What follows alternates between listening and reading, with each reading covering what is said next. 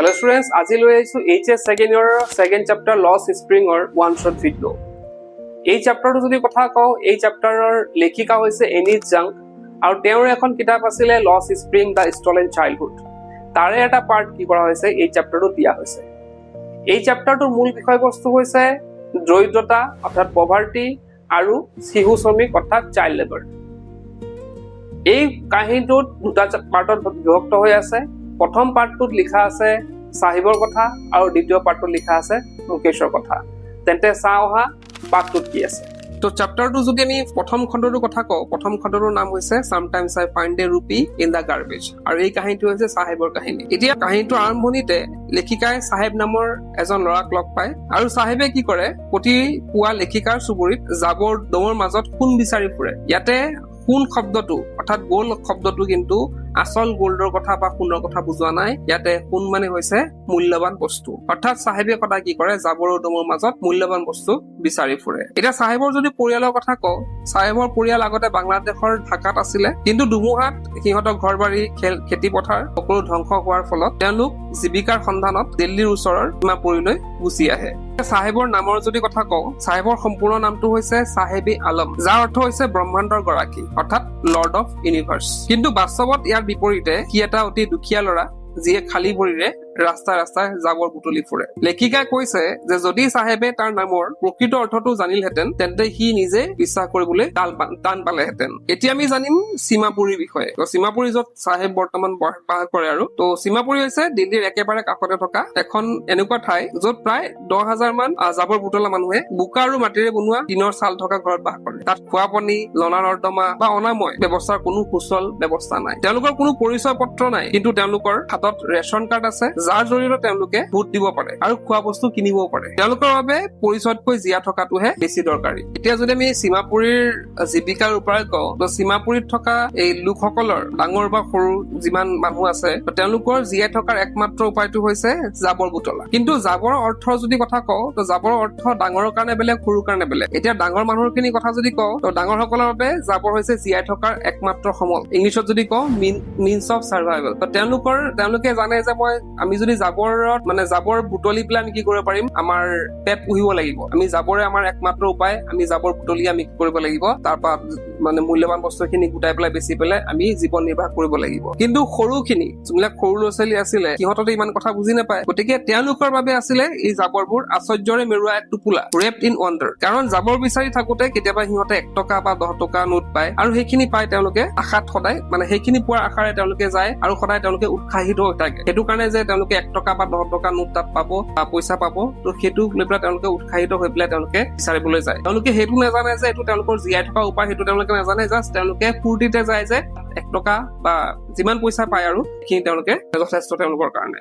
এতিয়া আমি যদি কাহিনীটোৰ শেষৰ ফালে আহো, তেতিয়া আমি দেখা পাওঁ যে লেখিকাই চাহেবক এখন চাহৰ দোকানত কাম কৰা দেখা পায়। এতিয়া চাহেবে লেখিকাক জনায় যে তাক এতিয়া মাহে 800 টকাকৈ দিয়া হয় আৰু লগতে দিনটোৰ সকলো সাজৰ আহাৰ দিয়া হয়। মানে দিনটো সকলো আহাৰ সি ফ্ৰীতে পায় তাত খাবলৈ। কিন্তু লেখিকাই লক্ষ্য কৰে যে চাহেবৰ মুখৰ সেই স্বাধীন আৰু নিশ্চিত ভাৱটো এতিয়া আৰু নাই। জাবৰ বুটলি থাকোতে যোনটো তাৰ ফেচত যোনটো উৎসাহ দেখিছিলে বা যোনটো তেওঁলোকৰ হাঁহি বা ধেমালি দেখিছিলে, সেইটো বৰ্তমান তাৰ হেৰাই গৈছে। তাৰ মুখত আৰু সেই আগৰ মাধুৰ্যতাটো নাই। তাৰ হাতত থকা চাহৰ ষ্টীলৰ পাত্ৰটো তাৰ কান্ধত কঢ়িওৱা প্লাষ্টিকৰ বস্তাটোতকৈ বেছি গধুৰ যেন লাগে। সি আগত জাবৰৰ ভাৰী টোপোলাটো কান্ধত কঢ়িয়াই আনে, কিন্তু বৰ্তমান তাৰ হাতত কি আছে, তাৰ কেটেলি আছে। কিন্তু জাবৰৰ যোনটো বোজা আছিলে সি লৈ পেলাই যোনটো যিমানেই ফূৰ্তিত আছিলে, কিন্তু বৰ্তমান সেই কম গধুৰ সেই কেটেলিটো হাতত লৈও সি কিন্তু সিমান সুখী নহয়। কাৰণ বস্তাটো তাৰ নিজৰ আছিল। সি স্বাধীনভাৱে আগত কাম কৰিব পাৰিছিল, জাবৰ বুটলিছিল যদিও, সৰু কাম এটা কৰিছিল যদিও,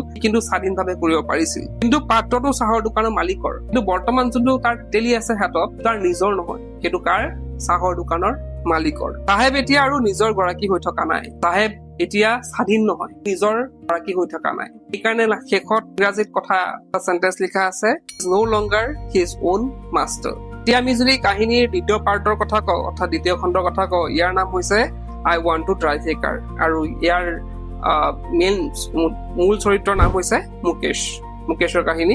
ইয়াতে কি হয়, লেখিকাই আন এটা ল'ৰাক লগ পায় যাৰ নাম হৈছে মুকেশ। তো মুকেশৰ যোনটো সপোন আছে বেলেগ ল'ৰাতকৈ অলপ বেলেগ। কিহৰ কাৰণে বেলেগ, সি এজন মটৰ মেকানিক হ'ব বিচাৰে। তাৰ ঘৰ হৈছে ফিৰোজাবাদত, আৰু ফিৰোজাবাদ আমি জানো যে ভাৰতবৰ্ষত কাঁচ উদ্যোগৰ বাবে, কাঁচৰ খাৰু উদ্যোগৰ বাবে বিখ্যাত। তাত প্ৰতিটো পৰিয়ালে কি হয়, পুৰুষানুক্ৰমে তেওঁলোকে খাৰু বনোৱা কামত নিয়োজিত। প্ৰায় 20,000 শিশুৱে তাত ডাঙৰ ডাঙৰ জুই চোলাৰ ওচৰত পোহৰ নোহোৱা অন্ধকাৰ কোঠাত কাম কৰে, যাৰ ফলস্বৰূপে কি হয়, তেওঁলোক ডাঙৰ হোৱাৰ আগতেই সিহঁতৰ চকুৰ দৃষ্টিশক্তি হেৰুৱাবলগীয়া হয়। অৰ্থাৎ তেওঁলোকে কম বয়সৰ পৰা এই অন্ধকাৰ ৰুম এটাত এতিয়া জুই ফলাৰ ওচৰত কাম কৰি থাকে। এতিয়া তেওঁলোকৰ কি হয়, তেওঁলোক ডাঙৰ হোৱাৰ আগতে সেই সৰু সৰু ল'ৰা ছোৱালী বিলাকৰ কি হয়, পোহৰ হেৰুৱাই পেলায়।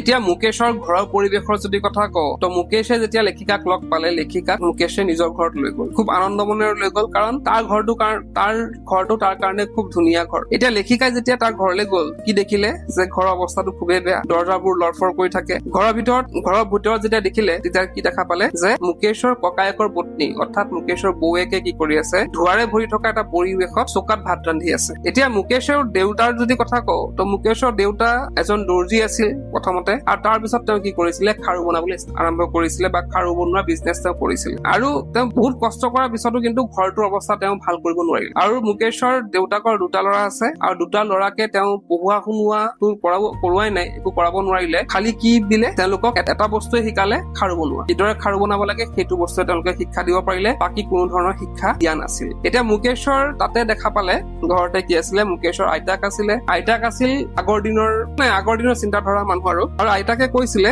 যে খাৰু বনোৱাটো হৈছে তেওঁলোকৰ কৰ্মফল, আৰু এইটো বংশগত, যিহেতু এইটো এটা বনোৱাটো হৈছে এটা বংশগত পেচা, গতিকে ইয়াক কোনেও কিন্তু সলনি কৰিব নোৱাৰে বুলি আইতাকে ভাবে। এতিয়া আমি যদি চাওঁ চেপ্টাৰটোৰ পিছৰ অৱস্থাত আমি এটা ৱৰ্ড পাওঁ তাতে, দ্য ভিচিয়াছ চাৰ্কল। তো ইয়াতে কি হৈছিলে, ফিৰোজাবাদৰ যিবিলাক মানুহ আছিলে তেওঁলোকে ইমানে দুখীয়া আছিল যে তেওঁলোকৰ আন কোনো কাম কৰিবলৈ সাধ্য নাই, অকল তেওঁলোকে খাৰু বনোৱা কামতে নিয়োজিত হৈ থাকিবলগীয়া হৈছিল। এতিয়া লেখিকাই তেওঁলোকক সুধিছিল যে তেওঁলোকে কিয় একগোট হৈ কোনো সমবায় কোঅপাৰেটিভ গঠন নকৰে, কোনো সমবায় কিয় তেওঁলোকে গঠন নকৰে। তেতিয়া তেওঁলোকৰে কোনোবা কৈছিল যে যদি তেওঁলোকে তেনে কিবা কৰিবলৈ যায়, তেন্তে পুলিচে ধৰি তেওঁলোকক মাৰপিট কৰিব আৰু জেলত ভৰাই থব। দৰাচলতে তেওঁলোকক মধ্যভোগী আৰক্ষী, মহাজন আৰু ৰাজনীতিবিদসকলৰ এটা নিষ্ঠুৰ চক্ৰবেহুৰে আগুৰি ৰাখিছে, যাৰ ফলত তেওঁলোকে যিমানখিনি কাম কৰে সেইমতে তেওঁলোকক পইচা দিয়া নহয়, আৰু সেইকাৰণে তেওঁলোকে বেলেগ চিন্তা কৰিবই নোৱাৰে। তেওঁলোকৰ মাজত এনে কোনো নেতা নাই যিয়ে তেওঁলোকক বেলেগকৈ ভাবিবলৈ সাহস দিব পাৰে। ফিৰোজাবাদৰ এই অন্ধকাৰময় পৰিৱেশৰ মাজতো মুকেশে কিন্তু নিজৰ সপোনটো এৰি দিয়া নাই, আৰু তাৰ সপোনটো আছে অলপ বেলেগ। সি তেনেকে খাৰু বনাই নিজৰ জীৱনটো নিৰ্বাহ কৰিব নিবিচাৰে। সি কি হ'ব বিচাৰে, সি এজন মটৰ মেকানিক হ'ব বিচাৰে, আৰু তাৰ সি যোনটো জেদ আছে, মটৰ মেকানিক হোৱাৰ যোনটো তাৰ জেদ আছে, সেই জেদত কিন্তু সি অটল। তো সি যোনটো এতিয়া বৰ্তমান গেৰেজত কাম কৰি আছে, সেই গেৰেজটো অলপ দূৰত হয়, তাৰ ঘৰৰ পৰা দূৰত হয়, কিন্তু সি খোজকাঢ়ি আহে আৰু তাতে সি কাম কৰে। তো মুকেশৰ এই সপোনটোৱে প্ৰমাণ কৰে যে পৰিস্থিতি যিমানে বেয়া নহওক কিয়, মানুহে সপোন দেখিবলৈ আৰু তাক বাস্তৱ কৰিবলৈ চেষ্টা কৰাটো এৰিব নালাগে। আমি সদায় সেইটো চেষ্টা কৰিব লাগে যে আমি যোনটো কণ্ডিশ্যনত আছো, তাতকে আমি সেই কণ্ডিশ্যনৰ পৰা আমি নিজকে কেনেকে বেটাৰ কৰিব পাৰো, সেইটো আমি সদায় চিন্তা কৰিব লাগে, যোনটো মুকেশে কৰিছিল। তো এতিয়া ভিডিঅ'টো চোৱাৰ পিছত আশা কৰিছো তোমালোকে এটা চেপ্টাৰটো বুজি পাইছা। ইয়াৰ মূল বিষয়বস্তুখিনি আমি ডিছকাছ কৰিলো এই ওৱান শ্বট ভিডিঅ'টোত। আশা কৰিছো এইখিনি বস্তু তোমালোকে মনত ৰাখিলে এক্সামত যিকোনো কুৱেশ্যন আহিলে তোমালোকে কৰিব পাৰিবা। তেন্তে আজিৰ ভিডিঅ'ত আহি ক'লো, কি পঞ্চায়ত